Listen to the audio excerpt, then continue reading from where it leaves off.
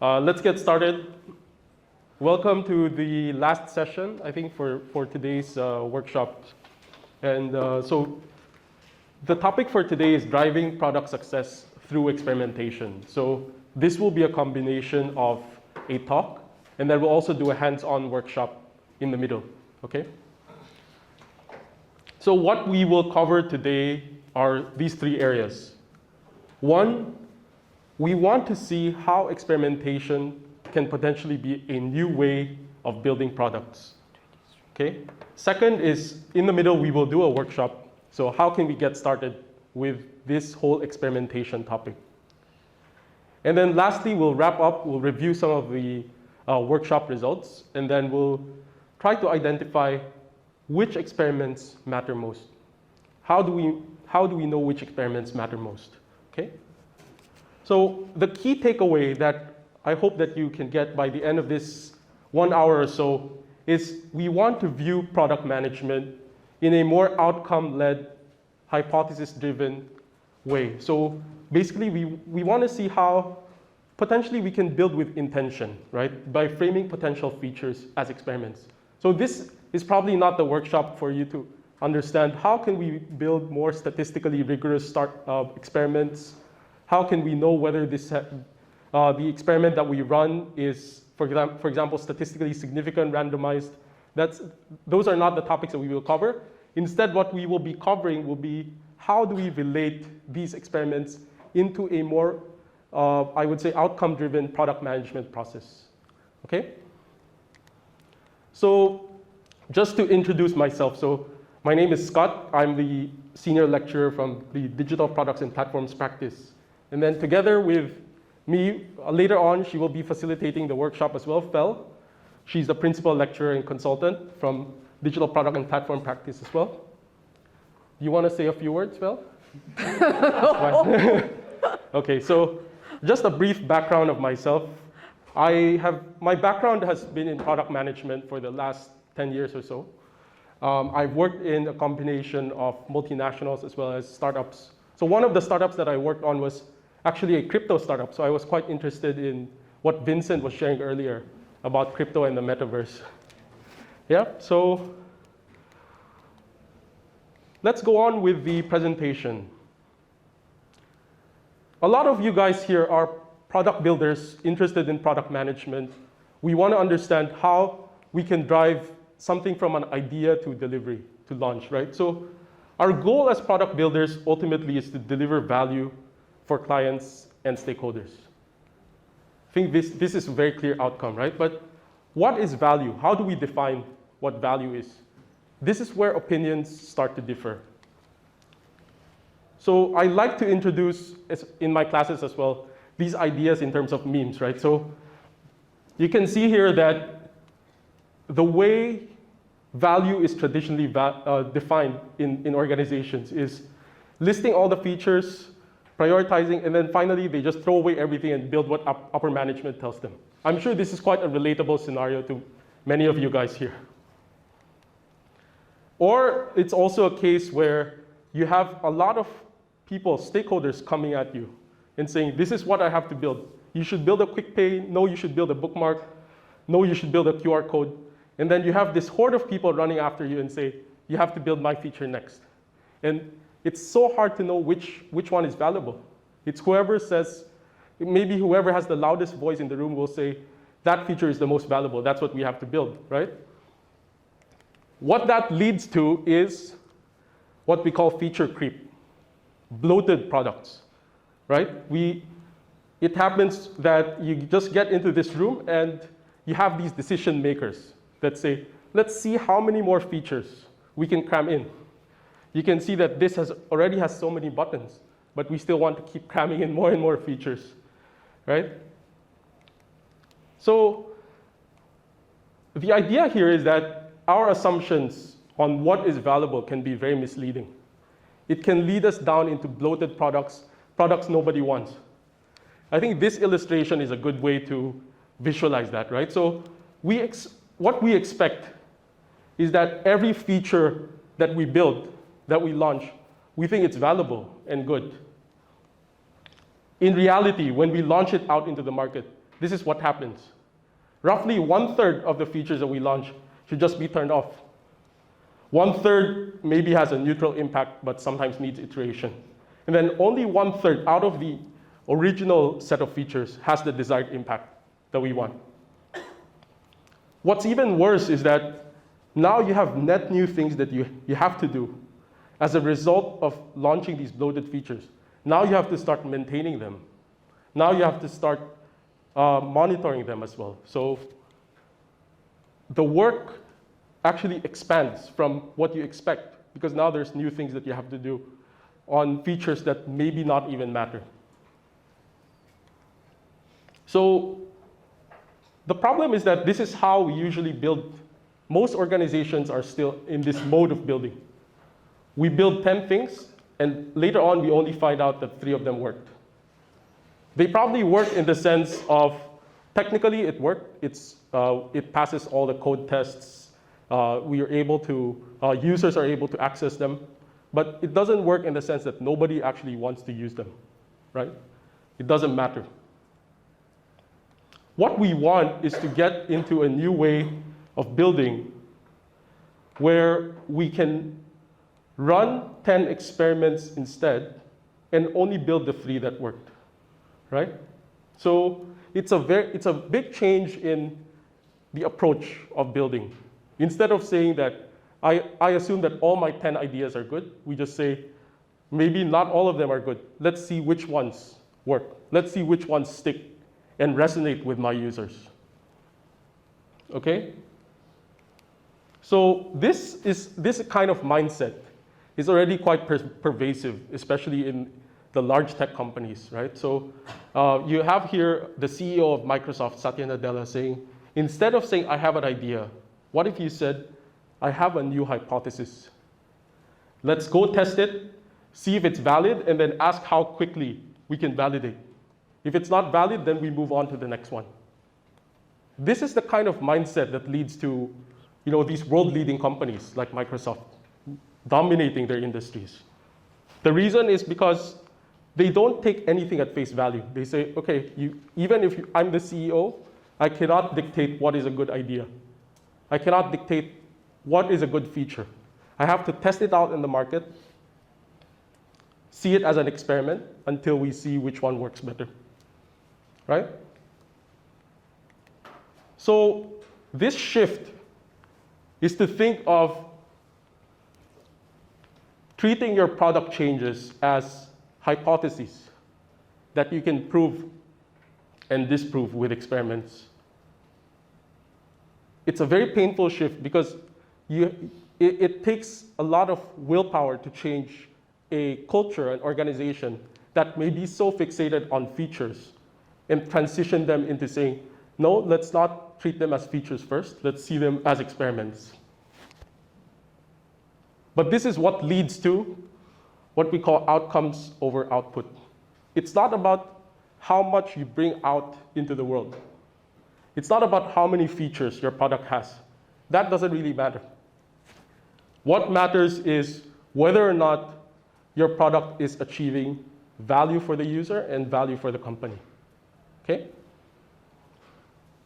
The next question that you may ask then is, but what is a good outcome? What is good value, right? I posed a question earlier, what is value? Well, from an experiment point of view, we can say that value is simply driving metrics that matter. Okay? So here you have product initiatives. In a feature-driven world, what you will do is you just launch these initiatives like the new activation, product 360 view, user comments, bring it out to the market. Basically, you throw things at the wall, see which one sticks. Now, I want to introduce this metric that matters the most for the business, called the North Star metric. We know the idea of a North Star, right? It's basically what guides us to move to a certain direction. So a North Star metric is the ultimate encapsulation of how your product brings value to the world. Okay? So most companies, they just want to stick to one North Star metric because that's the singular focus that they want to drive for their teams. So in most cases, like for example, e-commerce companies, North Star metric can just be like a total value transacted. It can be services booked. So in the case of Grab, for example, it can be the number of transactions that are done on the Grab platform. That is the North Star metric. That is what they're driving towards. They don't care how many signups Grab can have. They don't care whether or not you're engaged. Are you using Grab every day? They just care about the total number of transactions. Because if you're just using Grab to browse services, for them, that they're not bringing value to the world, right? You can think of other examples, like Airbnb or Booking.com. The North Star metric for them are nights booked, right? Because that's what ultimately gives value for their platform. There are other interesting examples of North Star metric as well. Some of them could be even very counterintuitive. There's this app called, it's a dating app, it's called Hinge. Guess what their North Star metric is? Their North Star metric is actually the number of churned users, number of users who leave their app. Can you guess why? They got married. They got married, right? So it means the app was actually very successful in matching the couples. It's the reason why they had to leave the app. So it was able to hit its product goal, the North Star metric that they want to drive, right? So that's what we mean when we say value, driving metrics that matter. This is a bit hard to measure on its own though, right? So we need some metrics to also connect them. So these are what are commonly called KPIs, user actions. So how do we relate product initiatives to your North Star metric? You want to have these user actions that can be easily measured. So these can, for example, be number of signups, app downloads, percentage of returning users, even like for e-commerce, the number of shopping cart items. So you want these to be reflecting how successful your product initiatives are and how ultimately they can drive your North Star metric, okay? So you can see that there's a chain of value that's driven here, right? All the way, that goes all the way, that ties back to your product initiatives. And of course, once you have a good North Star metric, that will also be a leading indicator of how much you can derive in terms of positive shareholder value and revenue. You can notice from these icons that I'm a fan of Super Mario. You can see the star and the question mark here, right? The coins. So yeah, basically driving metrics that matter. This is what we are looking at, okay? Now, back to the question of product experiment. Now that we understand and identify which metrics we have to change, that is the first step. Now we want to understand what do we mean when we say product experiment? In the simplest of terms, the product experiment is basically you are trying to put together a control version. Control version is just a fancy name for like the default state. What is the current state? And then you have a treatment state, like this is the desired state. This is what you're trying to see. Like this is the changed version. So you're trying to see whether the upgraded or the changed version, how does it compare to the default state? So how you can also see it is like you have these different people, and then you have an experiment that assigns them to two different experiences. One is the original product experience, and then the other one is the new product experience. Now, why did I start with the metrics that matter? Because ultimately, you are measuring them based on how successful they are in driving those outcomes. In driving those, it could be the user actions, but ultimately it has to lead back to the business and the user outcome, right? So this is what we mean when we say product experiment. It can come in very different manifestations. It can be like a live A/B test. So for example, you can see 2 different versions of a page. And then you can see which one has, let's say, more clicks. Which one induces more clicks within those 2 versions. It can also be the case that the A is a previous version or an existing version, and the B is a version that you want to launch next. Some companies even have this, what you call feature toggles, where they turn off certain features for different regions. Let's say I'm launching a Southeast Asia-wide e-commerce platform. I turn off certain features like the delivery time, let's say for Indonesia, and only turn it on for Singapore. So it's also a way for them to see and test. But if you boil down the concept, it's all like a A versus a B. There can also be variants where you have A, B, C, D, but you're still comparing a future desired version and the default original version. Okay? Now, this was what I was alluding to, right? So at the end of the day, we are all guinea pigs of these product experiments. Companies are running millions of experiments on us on a daily basis, whether we're aware of them or not. This could be a more relatable example, right? So Netflix, I logged into my Netflix screen. I saw this poster of Stranger Things. I went to my friend's TV. I used the Netflix app, and I saw a different one. So what Netflix is doing is they're using all these different posters, seeing which ones users are more likely to click, right? And then there are also more subtle differences, like this one. It's essentially the same page, but you just see one is saying sign in to extranet, one is saying continue my registration. And then travel platforms like booking.com, they're the ones who are probably the biggest users of experiments. Because what they do is they run millions of these experiments per year. It's already a systematic platform that they have. So what they can do is they can test very minute changes on the product journey. Like for example, this one saying ages of children at checkout versus children's ages on a certain date. And they can measure the outcomes and the changes that they make based on this, right? So I hope this kind of sharing can already help you see and open your eyes to see that experiments are already all around us. We use them, we are all guinea pigs of them on a daily basis, whether we know it or not. And this is a way for companies to see whether or not they're reaching the business and user outcomes that they set out. Okay? So the next question that we want to ask is, how do we then get started with an experiment? And this will slowly lead you into the workshop, the hands-on activity that we will be doing, right? So how do we get started with an experiment? The first step is really to craft your hypothesis.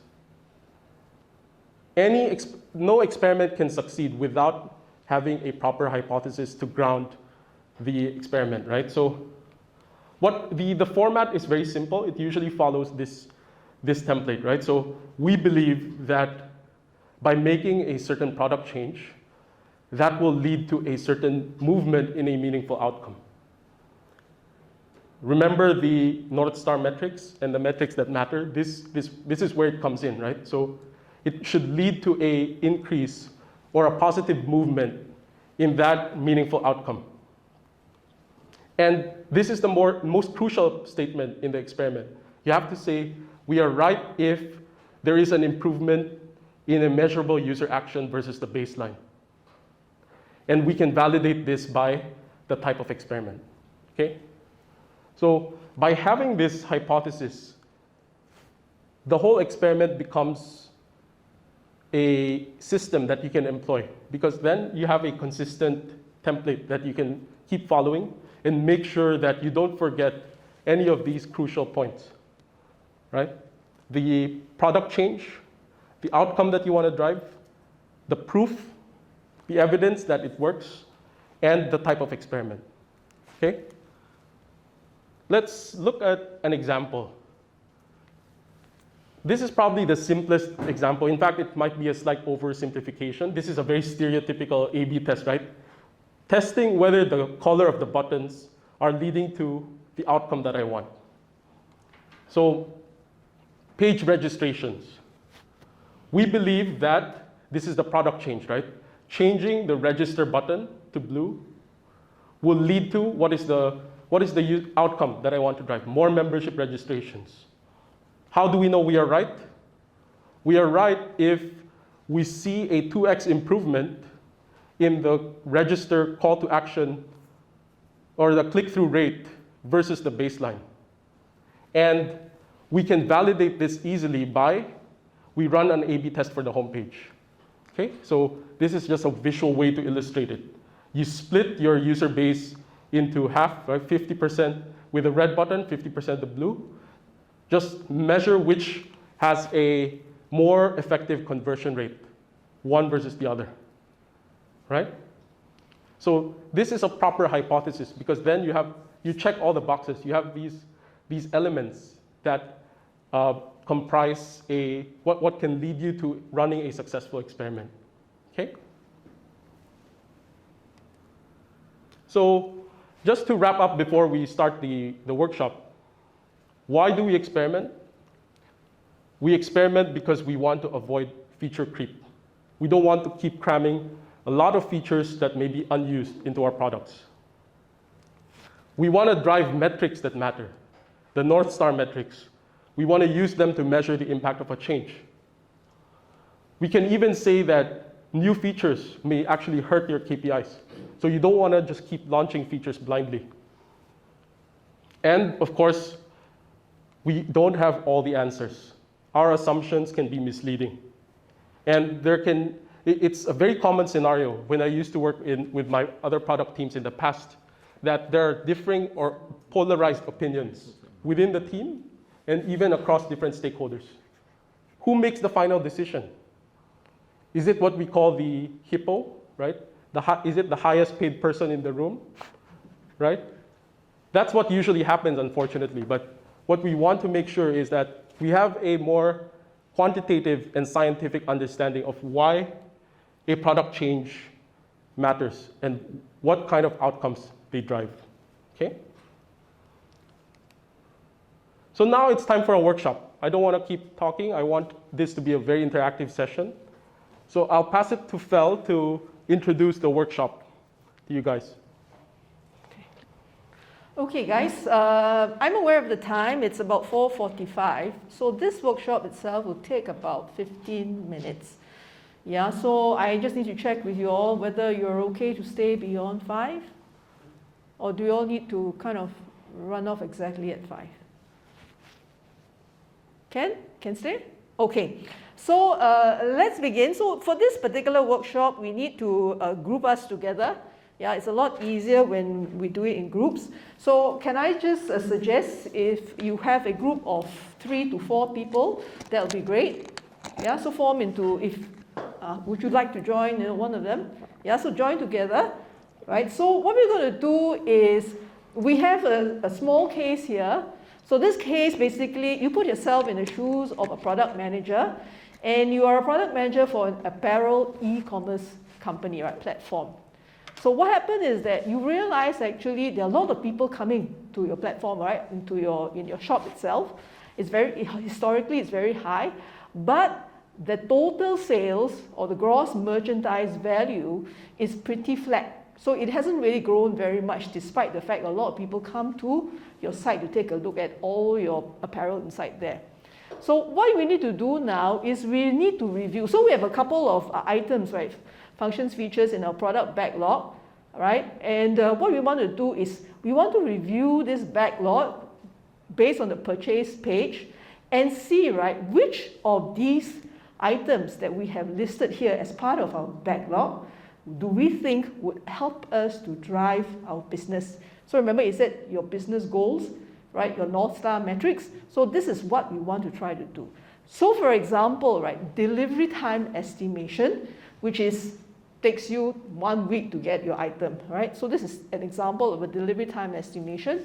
Seller Q&A. So a lot of times we want to ask questions, right? So, where is this product made? If this product, can I have an alternate color and size? So there are a lot of Q&A questions that you want to ask, right? And then we talk about additional pickup options. So can I just go to the store and pick it up myself, or what other options are there?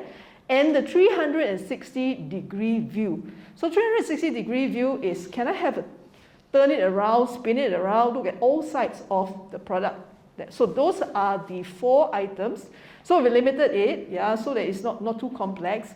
So what we'd like you to do is to pick one of these, think about it, right? Kind of ask a couple of questions. Let's say, for example, seller Q&A. How can we do seller Q&A? There are many ways of doing seller Q&A, right? And then how would we define and frame this into a hypothesis that we can test, right? So if you remember hypothesis in school, if you took science, there's always hypothesis, right? The theory that you think of, right? And then how do we test out what we think, the assumptions that we have made of our hypothesis, okay? Then we are going to use this template which Scott just now shared, right? We believe that whatever product or feature, depending on what you have picked, will lead to some meaningful business outcome. So what does it mean? Does this mean that you have more purchases, etc., or people put in their shopping cart? So if we are right, if there is a possible improvement in terms of percentage, or the numbers will grow, over our original baseline. And then what is the experiment that you will run? So just now we shared an experiment which is primarily A/B testing, right? So there are other experiments. So you're free to think of the experiment that you want to run for this. Okay, so of course there's another part where you take it out to do testing. But unfortunately, we don't have the means to go outside and do the testing with other people. So what we'll do is that for this workshop, we'll cover these things until you describe what is the experiment you want to do. Okay? Any questions? Okay, so whatever we have listed doesn't mean that the experiment will result in a positive outcome. Sometimes experiments will give you the answer that it's a bad idea. We shouldn't be using this. Okay? Okay, so let's get into our groups of 3 or 4.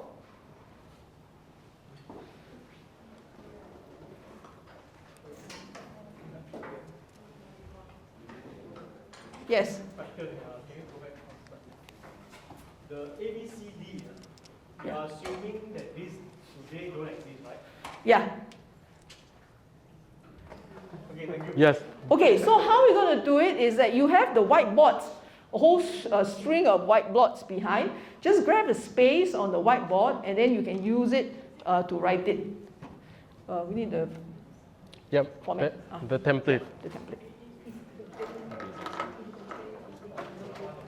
So you just want to follow this template. You just fill this in. That's all we want from the workshop. And then we'll do a sharing after this. Yeah. So don't worry. I know sometimes the first time you do it, it's actually quite hard to formulate it. Yeah.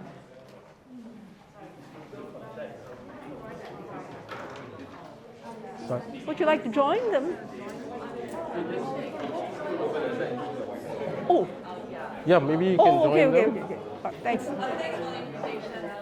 Oh, she's doing some sketching and stuff. Okay.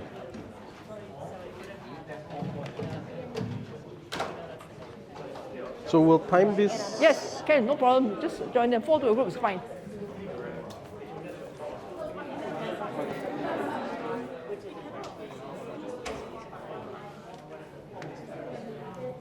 Okay, we're running a little bit late because it's already. Yeah, because we started 4:15. So we should have that full hour, right? That's if they want to stay. you Yeah. know what I mean? Yes. We could put both screens. Like, can we put the 4 choices and or maybe write them on the board?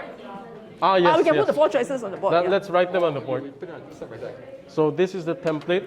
Let me write the. Okay, we don't. So the 4 ones. Test.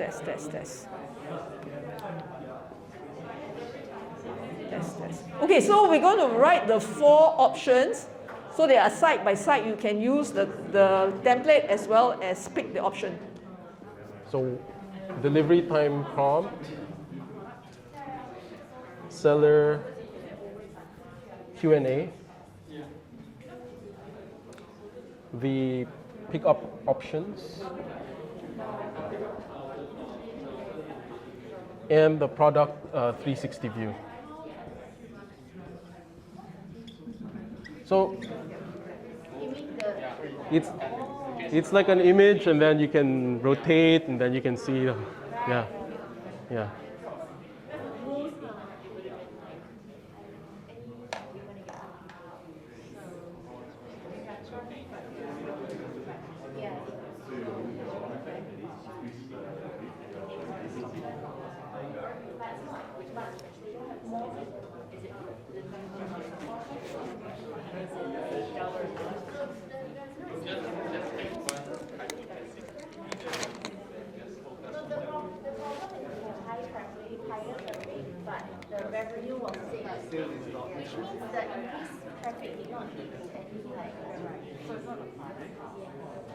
Yes. Trying to recall your. Ah, yes. Let me flip back to the problem statement first. Huh? Any questions? We are thinking of So choose the additional pickup. Options. drive up purchases. Yes. So it's like. So if you note, these are backlog items for the purchasing page. So it this means particular these are website changes that you don't, make on top obviously of the don't purchase have many page pickup to options. make it easy for you to visualize. Yeah. So they have basically one also they do delivery, but there are other things, right, that you can do. You can offer people to come and pick it up, right? A lot of those places also. One of the key, is basically if you have other options available, would people be more likely, right, to come and say, yeah, okay, I will buy from you because I have got choices, a lot of other choices for the pickup or the delivery part of it. So for example, if you have overseas purchases, right, normally they tell you want express, you want standard, you want normal. You can come to 7-Eleven and pick it up from 7-Eleven. There's all these different options inside there. Any questions so far? Can you clarify? So you wrote the template, right? Yeah. I'll flip it back. So you basically just choose. Regardless of the feature that you pick, your North Star metric is the same, so your validation approach doesn't change. Yes, correct. Yeah, you can. I think that's how you can put it, right? But it will lead to the same North Star metric, but the way you validate could be slightly different. How do you know you're right for that certain product change? Because some of them, although you could lead to revenue ultimately, how do you know we are right? Is it that there are more views on the purchase page? Is it that there's more, let's say, clicks on the purchase button? Is it that there's more orders? So going back to that illustration of North Star metric could be the same, but the KPIs in the middle, that's what you have to fill in this we are right if. That's the kind of user change and user action, right? Okay. So the user action could be slightly Okay, different. so maybe you just pick Yeah. one of these first, and then you think about it and see how can we formulate an hypothesis. But the way you validate, I guess it's kind of the same, which is you run an A/B test and then, the experiment itself, right, can be pretty much the same across whichever feature you choose. Yeah.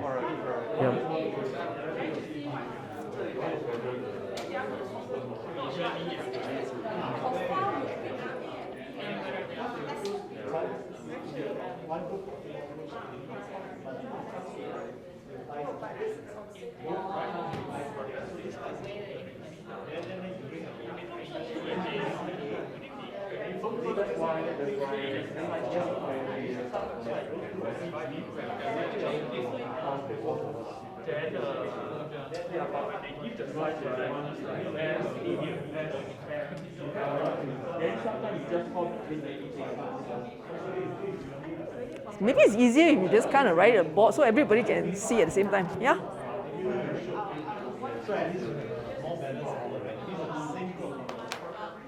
You're also doing the workshop?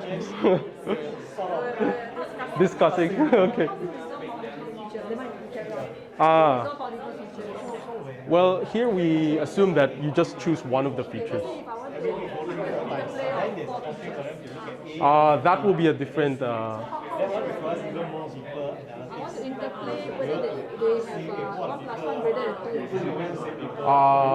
That one. If it's two features, But then, oh, that's good. so that will be a different experiment. Then we might have to have 4 versions, if that's the case. Then you might need to have 4 versions, if that's the case. Okay, so when you say we are going to use A/B Yes, testing, then what it would will be look like? basically exponentially more versions.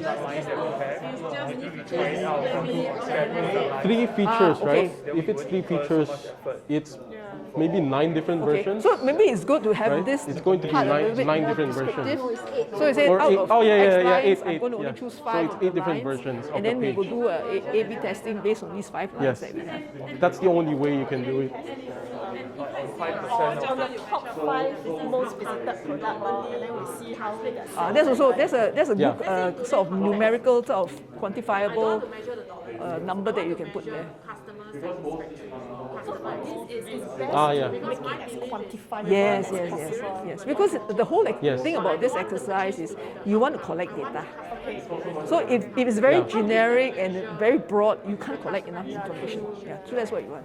Then you might need to have maybe a pop-up kind of survey and on each of those pages, and then you measure the results of those surveys based on which versions you pop up. So let's say you have 9 different versions or 8 different versions. Or yeah, just one. If it's just one, then if you have an A versus a B, then the A version and the B version, you both put maybe a star rating at the end of that journey. And then the users, like a pop-up poll, how was your experience? And then you can already measure the A and the B, which one has led to a better experience, right? Yeah. Yeah. That I think that is where the subjectivity comes in. This is why when doing experiments, normally you want to do you want to have a more objective user action that you're driving towards, because those are the ones that you get more confidence in the results that you get. So like for example, if let's say for example, So you also need to have some quantifiable number, right? So you say if you were saying increase my sales Yeah. amount, then you need to say increase. What's your expected Yeah. increase in sales amount? Do you think that it's by 10%, 20%? Yes. You know, Yes, because so you have many if that's the multiple case, kind of then pickup options. you can then it's also going to measure help that, you but to the generate challenge there more would be revenue, right? it will More take a sales. longer time for you to measure. instead Yeah. of straightforward, just say it concludes to purchase. Yes, correct. So that's why most of these A/B tests are done using very straightforward user actions, because they just use that as an approximation of how it could lead to the outcome that I want to drive. The purchase button is probably the best approximation of that. For example, yeah. But it can be the recurring as well. It can be satisfaction. Yeah, that one it just takes longer. If you're willing to It's a accept good- a longer it's time a good frame, then outcome. it's okay. But if it doesn't increase, basically it tells me your 360 view useless. Yeah, it could be. Yeah, then you say no, this is not worthwhile for us. We're going Measures to of spend all success, the right? effort to try to build this 360 view. Yeah. Well, in terms of the outcome, then it will be number of transactions normally, or the total volume. Yeah. That can also, but that's more of an intermediate outcome, right? Well, I'm thinking if they don't have a 360 view, sometimes it does exceed, right? You don't make a purchase. So then if you're 360 view, you spend a bit lesser. Yes. End up in the purchase. That means two actions. Spend longer and then end up in the purchase. But what if you just measure spend longer? Spend longer. Spend longer, then it could be hovering or leaving the one and go somewhere else. No, as in like don't use $1 and cents because that is so straightforward, right? Yes. Because when you do $1 and cents, right, sometimes it may be because of this product is something that you wanted. No. So what I'm suggesting is don't count the dollar purchase. Just say did the person actionable action. That means did the person make a purchase? Yes. Or did the person make an inquiry? It's a user action. Or Yeah. the person some exit. action. Yeah, it's an action. So it's not about the amount. Okay, it's the action. Yeah. Very interesting. Yeah. So I guess depending on what is the action. Okay, Actually, I have an earlier question. Typically, A group you have one set of user, B feature you have another group of user. You typically don't mix the two set of user across, right? No, you don't. But ideally you should, isn't it? Oh, because my question was, if you do A/B testing, right? Let's say this group of user and this group of user are two different people. They are being presented two different items. So whatever feedback you gather from them, there will be biases. So your profile of the user group should be similar. Yeah, the Then profile you should be split similar. them into half So and would half. there be a case of people choose one group of people, right? Then show them, ask them their comment, their feedback, their view. Then this same group of people, you show them B. Then you ask them, oh, what do you think? Like, It's easier done more like a focus group session. Yeah, so we are not doing focus group. So that's not an so it's experiment. possible lah. You can take the possible. focus group sort of activity. It can be another input for your product prioritization, but It's not an experiment already. It cannot be Oh, defined so as it's an not experiment. considered as an experiment. No, it's not. Yeah. It's not an experiment. I was But suggesting it's you feedback. roll out maybe as feature A first for 3 months, then you roll Yeah, out yeah. feature Some people B. do that. Some people also do Then that. you will have a commonality across these two sets Yes. across the whole time period. That is one You also way can do lah. that way. If you want to do some sort of So does Correct. it mean that in experiment, right, it must always have a statistic outcome? The whole idea of coming out with hypothesis is because you want to capture real data, right? You want Okay, to test okay. it for real data. Okay, I think better. We have to wrap it up. Yeah, yeah, okay. Do you want to conclude the Yeah, okay. I don't know workshop, how yeah. many people have done it. Okay, where's the guys? Okay. Okay, hello. Test. Okay, thanks for the very excited involvement in this workshop. All right, so we have to come to a close already. So so we have seen, so we all have used different cases to do it, right? But one of the key things actually when we look at the hypothesis is, at the end of the day, why do we want to use hypothesis? We want to also be able to collect data. Right? And very often people say, why don't you just use survey, people's opinions? People's opinions don't count because it's just free words, right? What we want to do at the end of the day is we want to know whether people actually will do what they say they will do. So A/B testing is one type of test you do. Of course, there are many other types of tests, but we're not going to cover those types of tests today. Okay, so if you kind of just glance around the room, you see some of them have got some numbers and metrics put inside there. Some of them are a little bit more general, right? So when it's a bit more general, you can think a little bit more, how can we improve it? Yeah, so that we can actually reflect some form of metrics inside there. Okay. Okay, thank you. Thanks, Fel, for the wrap-up of the workshop. Okay. So I'm just looking at the responses in the room as well, right? So I think what's interesting is that the template was kind of a way for us to anchor all the answers in basically a hypothesis that can be easily testable, right?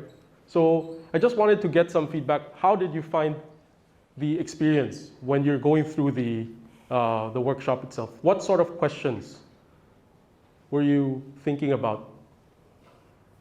What sort of, let's say, responses were you considering? Any group maybe wants to share? Maybe let's hear from one group.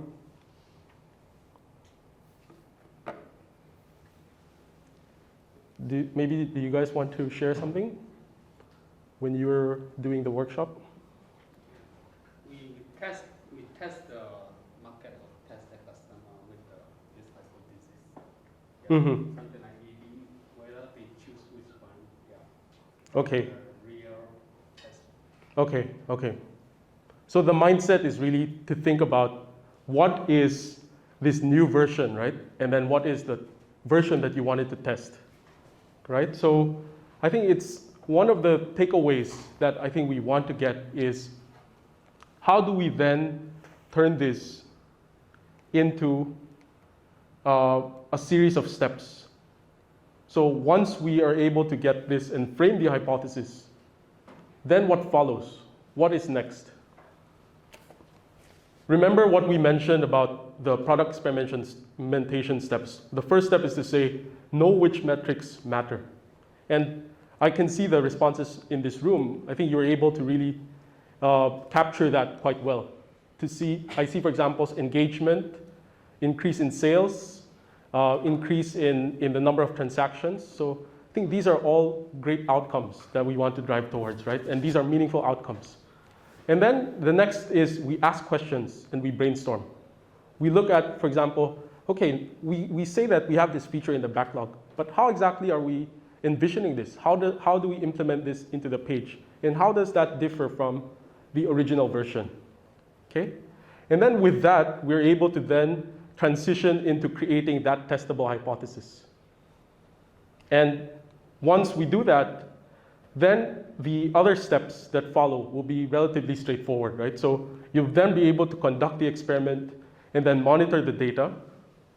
Then with that outcome, then you can make a decision and then finally implement the changes. And then what you do after that is repeat the process. You launch it out in the market, but it's a build, test, and learn model, right? These new changes will then give you new questions, which will then lead you to more new hypotheses, and then new experiments and decisions to conduct. Okay? Yep. In our group, we had quite a bit of discussion on the profile of the testers. So this is fine, but I think do we do feature A just exposed to group A, then feature B exposed to group B, which is a totally different group of users? Obviously, there are some inherent biases, and because they only see one feature, they don't see the other feature, then is the result, right? What is the right term? Accurate, right? Yeah. That is one option, or which is a common A/B testing option. Right? Or do we say that different timing, the same group of users will see A, then in another transaction or another timing, you'll see B, and then see how they flow through. I think so it leads me to think that maybe the analysis of who is doing the test among the users is also an important consideration in the experimentation. Yes, definitely. So I think you brought up a very good point, which is thinking about how do we split the audiences, right? I mean, that is an entire rabbit hole of its own, but ultimately what you want to do with that is you take a population, it could be a population or a subpopulation of your users, and then there are a lot of solutions out there in the market which can already help you determine based on that profile how you can then run a randomized experiment across, so that you don't, when you run that experiment, you try to minimize the sort of biases or the disruptions within the data itself. Yeah. Okay. I think another interesting discussion point that we had with the table was, what if you want to run multiple experiments at once? What will happen, right? So what will happen is that you will then have to create more combinations of those pages. So instead of just having two, when you want to do it simultaneously, let's say going back, right, the product 360 view and let's say the delivery time estimation, then you'll have to create more permutations of these pages, right? I think we have to create maybe four different pages, right? If we do this. And then it gets more and more complex. So what that means as well is that when you do product experimentation, we have to think about the traffic. So which are the most high traffic pages? that I can lead my users to, so that I can get enough variations to get a meaningful result and outcome that can then drive me to make my decision. Okay? So yeah, that's just a wrap up of this workshop. Now, I want to come back to this other question. Does that mean then that should we experiment on everything? How do we make that prioritization call, right? So I would say that these are the 3 guide questions which could really help us understand which items we should really experiment on. One is thinking about what is my riskiest assumption. So when you were doing that workshop, when you were doing that exercise, you were thinking about certain assumptions about the product, right? So what is the riskiest assumption within the experiment and maybe even across the backlog? What is the riskiest assumption there? And then what is the impact if I'm proven right? That is where the outcomes that you laid out are valuable in this case, right? This is the impact. And then third is what is the least expensive way to test it? So this is the kind of experiment that you run, right? What is the least expensive way to test it? Okay? So if we step back and look at what are the riskiest assumptions that we can make, we can see that experimentation is actually a kind of a spectrum where you go from optimization to product discovery. You go from making tiny changes, like changing the color of a button, the iteration of the text on the text itself or on the button itself, and then you go up the stack. So you are able to answer the questions from, is this the best way to build a solution, to questions like, is this the right solution to solve the problem? And even, are we solving the right problem, right? So it's a spectrum that can help you across these questions. And then you go from a less risky assumption to a more risky assumption, the higher up the stack that you go. And how do you know you're answering these? You know them when you see how closely you are hitting that North Star metric, that outcome that you ultimately want to drive, right? So this is the experimentation spectrum. So if we step back again, the goal of product experimentation, you can see this image. And I could really relate to this as well. That's why I posted it. I thought I was a great PM, but the data says I wasn't, actually. I was making so many assumptions about the features. And then only until I run the experiment, I get a dose of cold water and say like, oh no, what I thought was a good feature, what actually wasn't, right? So it's a very humbling experience when we look at experiments, right? And the way we can, I would say, reconcile that being humbled is to say that experimentation is not about winning. Ultimately, it's about learning more about your product. Product management as a discipline, if we boil down to it, it's a process of product discovery. It's about discovering needs. It's about discovering the best way to build solutions. So we have to take out all of the biases, assumptions that we have, and look at it more from a blank slate. And these hypotheses that you just did, right? This is really just a starting point of how you can take out that bias and look at your features in a, I would say, more objective manner. Okay, so the title of this talk is called Driving Product Success Through Experimentation. What we say is that this way of doing things, idea leading to a failed feature, and then another failed feature until you reach a successful feature, and then finally the outcome, inherently it's wasteful. So what we want to do is now to go from idea to hypothesis, the one you just did, to experiment, and then giving you a higher likelihood of a successful feature, and then ultimately achieving your outcome. So driving product success through experimentation at its core is about how can we build with less waste and more value, okay? So with that, I conclude my talk for today. If you guys want to check out or understand more about what we offer for products and platforms, this is a roadmap, actually, of our graduate certificate for designing and managing products and platforms. So we will definitely be covering a lot more of these topics, product validation, how we can deliver products out the door. So you can feel free to check these out on the website. And yeah, you can also give us the feedback of the program as a whole and of this session. So thank you for the attention, and thank you for the participation as well in the workshop. Yeah? Any questions before we leave the room? Anything you want to clarify on the activity, on what we shared? Since this is the last session, maybe you're all ready to go home. Okay. If any questions, you can email me or email Fel here, and then we can connect. Okay? I wanted Thank you. a simple representation.